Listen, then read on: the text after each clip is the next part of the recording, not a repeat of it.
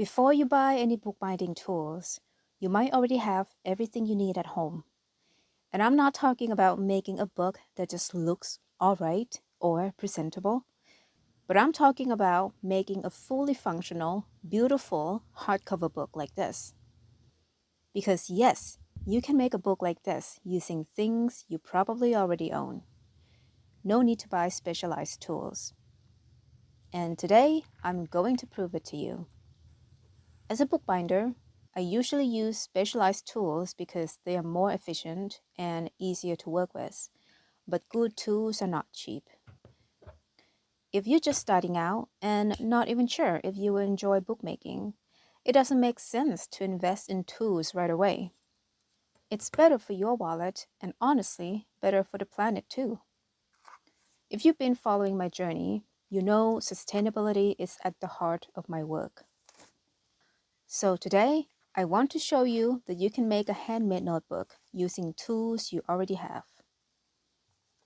First, let me show you what I made.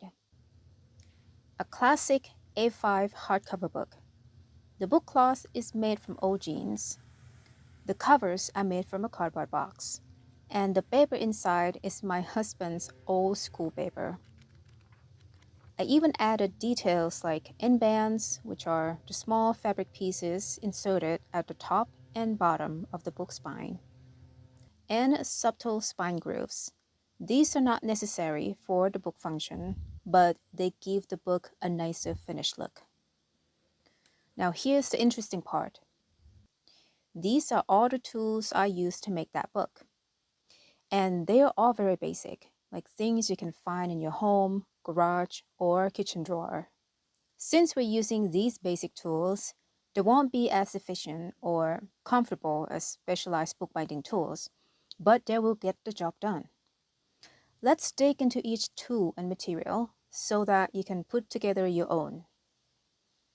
Starting from left to right in no particular order. Scissors. I use all-purpose heavy-duty ones.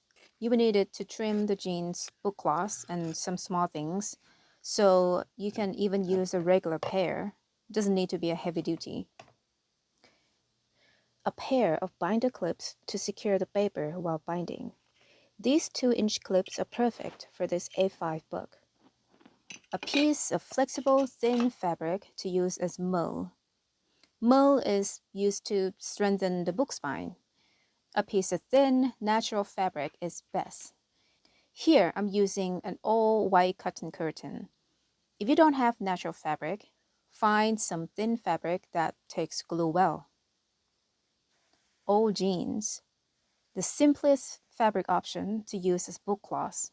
It's strong and takes glue well and can work without paper backing, which is a process where you glue a thin paper sheet to the back of the fabric to give it more body, prevent glue from seeping through, and make it easier to work with. PVA glue or general liquid crafting glue would still work. Put it in a squeeze bottle for easy use. A 12-inch ruler. A wax, ideally beeswax. You will run your thread through it so the thread becomes more rigid and easier to control while binding. If you already have wax thread, you can skip this. This white candle I use here is made of paraffin wax, which I found out later. It sucks for this purpose because it's brittle and it creates crumbs. I use it because I didn't have beeswax at the time, but if you can, go with beeswax. A strong thread. I'm using a synthetic thread that I normally use to mend my husband's jeans. It's a bit thin, so I bulk it up for binding. Around 0.5 millimeter thickness works well. If you already have wax thread, use that. It holds tension better and is much easier to work with. Unwaxed thread can feel floppy and frustrating. A needle. I usually use curved needle because it's easier, but a straight needle also works if you don't have a curved one. A pencil or mechanical pencil. The finer the tip, the more precise your work becomes. A box cutter that you can slide the blade out quite long. This helps when you cut and fold your signatures, which are a folded set of paper sheets that goes inside a book. A butter knife that would be used to fold paper. If you have a bone folder, go with the bone folder. A glue brush, medium size. You will use it when applying glue to a small, medium, and large area, like on the bookboard. You can use a paintbrush, but make sure to choose the size at least this big.